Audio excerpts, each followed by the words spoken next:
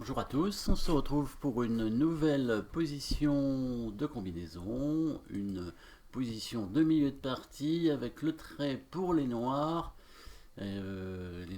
qui ont quelques pièces en attaque avec le fou, on voit bien en direction du roi, le cavalier aussi, la dame, donc ça fait déjà 3 pièces, les tours qui peuvent arriver assez vite puisque il y a des colonnes ouvertes. Euh, Au niveau matériel, les noirs ont même une qualité d'avance pour 2 pions, puisqu'il y a 6 pions contre 4, donc c'est équilibré au niveau matériel pour l'instant, on va dire. Mais en tout cas, des pièces plus actives, plus fortes, bien portées sur l'attaque. Et on va tout de suite regarder les coups forcés, bien évidemment. Il y a 3 échecs dans cette position. Un échec de dame, un échec de cavalier, un échec de fou. L'échec de dame a l'air un peu optimiste, on va dire. La dame qui arrive en H2 pour faire échec, bon, serait tout de suite réfutée par le coup de fou. Fou prend dame, on voit pas trop après. Bon, il y a encore un échec de cavalier, mais le roi va bouger. On va s'arrêter là, il n'y a pas tellement le choix. L'inverse, cavalier qui donne échec, le fou pourrait prendre le cavalier. On voit pas trop ce que ça donnerait, ça ouvre la colonne de la tour, mais bon, le temps qu'il y arrive, peut-être ce sera un peu juste. Par contre, attraction du roi, et je pense que là, on va être plus près de quelque chose d'intéressant. Est-ce qu'on peut parler d'attraction ou est-ce qu'on peut parler plutôt de destruction de la chaîne de pions devant le roi? C'est plus précis évidemment, puisque ici, bien sûr, on va s'attarder sur le coup de fou qui va prendre le pion ici sur échec, qui forcera le roi à bouger. Et donc là, il faudra quand même voir la suite. Bien sûr, on cherchera toujours des nouveaux coups forcés. Il y en a encore, toujours plus d'ailleurs, puisque la tour maintenant pourrait donner échec en plus du cavalier et de la dame. La dame toujours se sacrifie si jamais elle donne échec, donc ça paraît pas intéressant. La tour aussi d'ailleurs.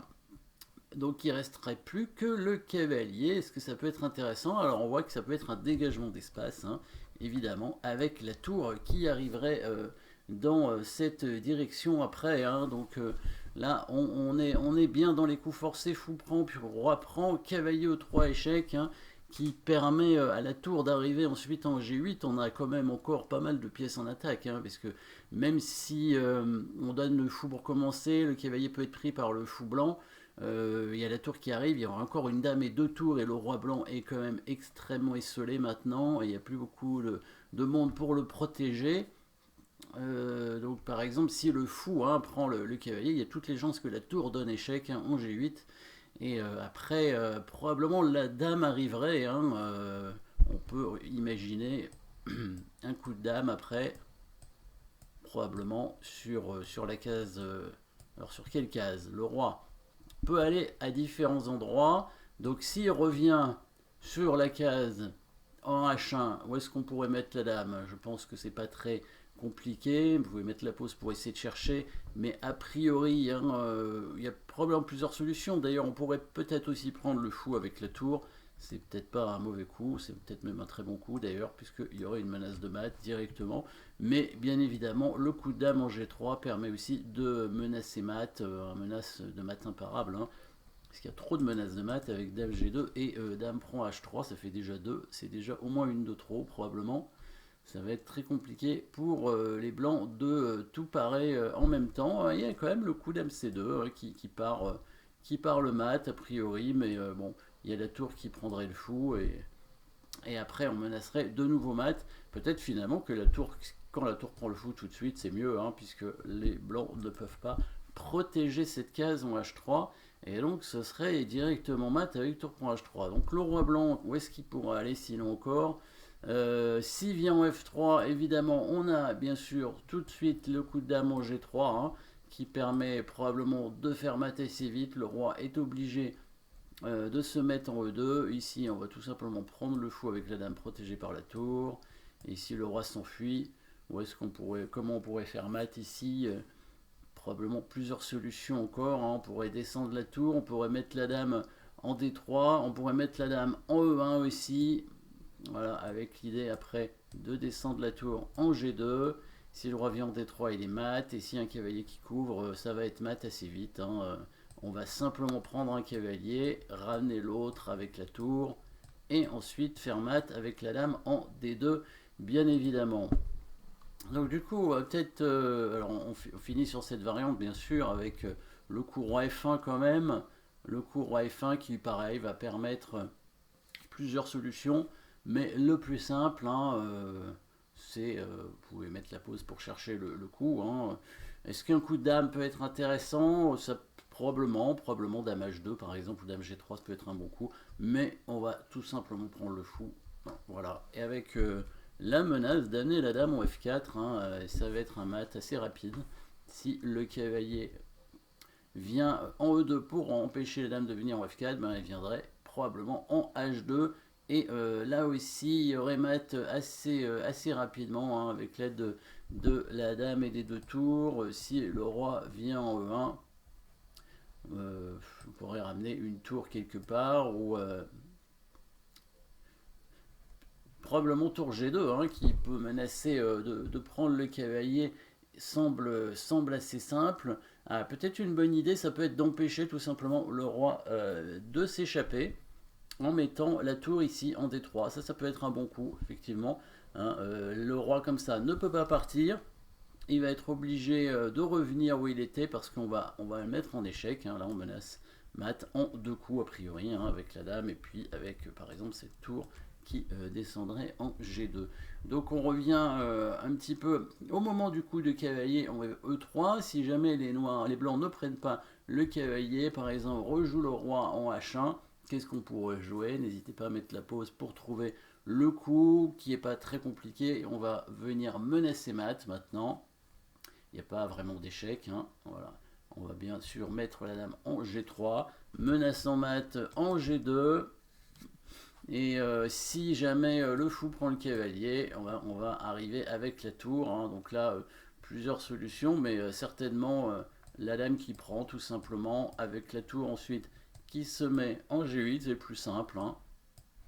Là, on peut faire tour G2 ou dame prend E3, suivi de tour G1 mat. Le roi, alors la meilleure case probablement pour le roi, c'est de venir en F3. Parce que là, il n'y aurait pas d'échec non plus. Donc ici aussi, on va menacer pratiquement mat. Hein, en tout cas, oui, je pense que c'est une menace de mat. Alors, c'est pas un mat en un coup, hein, c'est pas une menace de mat en un coup, c'est une menace de mat en plusieurs coups. Mais on s'aperçoit évidemment que dans cette position, bah, il y a 4 pièces en attaque chez les noirs. Hein. Comme d'habitude, hein, 4 pièces en attaque, c'est ce qui permet en général de faire une attaque gagnante tout simplement.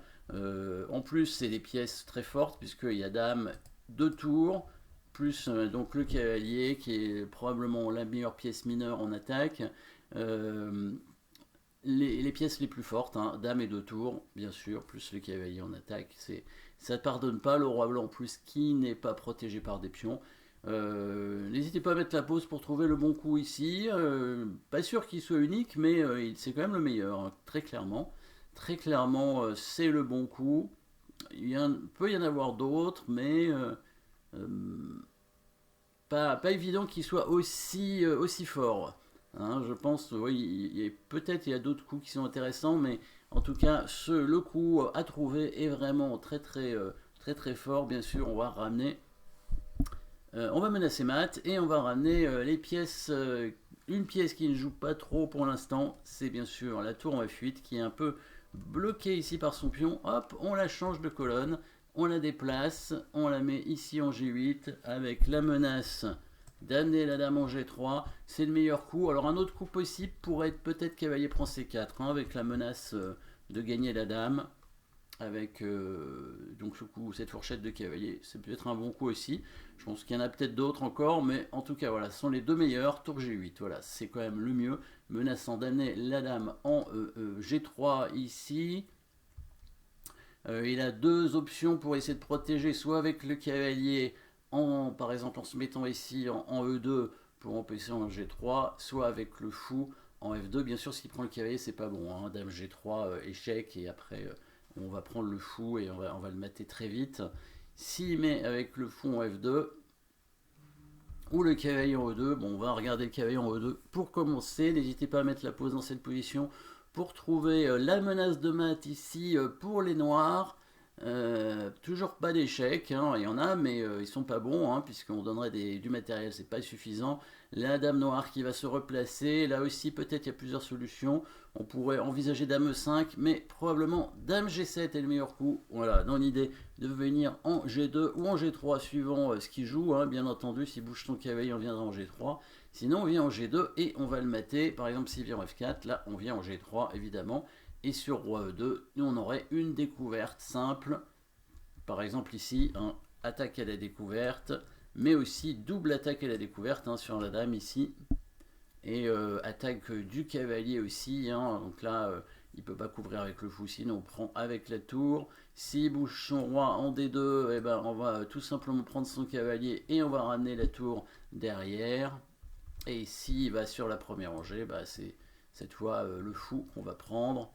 Et puis on va ramasser plein de pièces ici hein, avec la dame. On peut prendre sa tour, on peut prendre ce cavalier, on peut descendre le cavalier en E3 pour ne pas le perdre. Hein. Bon, c'est vrai que si on est gourmand, on préfère conserver aussi le cavalier, évidemment. Hein. Il va bouger son roi et on va tout simplement prendre sa tour. Alors on n'a pas maté encore, mais on a quand même une tour et une pièce et une qualité d'avance, hein, en plus d'une attaque sur le roi, ce qui devrait être largement suffisant. Sur le coup de fou en F2, là il y a plusieurs options aussi, très probablement, hein, on peut chercher encore le coup ici, plusieurs coups, toujours le coup cavalier prend C4 qui paraît très bon.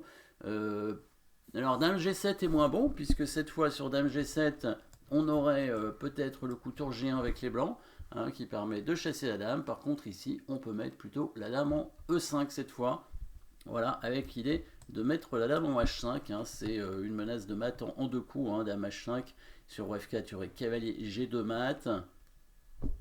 S'il tente de bloquer la tour avec le coup de cavalier en E6, n'hésitez pas à chercher la suite ici. Il y a un joli coup. Alors la tour E8 est un peu bloquée maintenant, mais c'est pas grave. Il nous reste encore pas mal de pièces en attaque. La tour, la dame et le cavalier. Ici on a un joli coup qui permet de créer des menaces probablement imparables. Peut-être que là aussi ce n'est pas le seul coup hein, qui permette de gagner. On pourrait peut-être mettre le cavalier, on pourrait peut-être bouger le cavalier en G2 ou en F5, mais c'est pas certain. Ici on va plutôt jouer le coup tour G2. Tour G2 dans l'idée d'attaquer le fou en fait. Hein. L'idée c'est d'attaquer le fou, l'idée c'est de jouer dame F5 et ensuite de prendre le fou derrière. Si jamais il le défend avec le cavalier, et ben là cette fois on joue sur la pièce non protégée. La dame ici en B3, on va créer une enfilade qui permettra de gagner la dame. N'hésitez pas à mettre la pause pour la trouver, évidemment. On va forcer le roi à prendre le cavalier en faisant cet échec ici. Il va être obligé de prendre le cavalier. Alors il peut bouger son roi en F4, mais dans ces cas-là, on va aussi le forcer, hein, je crois, en mettant la dame ici. Voilà, le roi est obligé de prendre le cavalier. Du coup, on prend le pion sur échec, ce qui revient au même. Et là, la dame n'est plus protégée. Si jamais une pièce devant, on peut prendre avec la tour et on récupère la dame à la fin. Voilà. Donc là, on ne le mate pas, mais on gagne la dame, ce qui est bien sûr largement suffisant pour mater, pour gagner à la fin. Attaque sympathique, hein, avec donc une destruction de la défense devant le roi pour ensuite attaquer avec toutes les pièces lourdes, enfin dame et deux tours, plus le cavalier. Hein, cavalier, meilleure pièce d'attaque pour en direction du roi. Merci d'avoir suivi cette position et à très bientôt.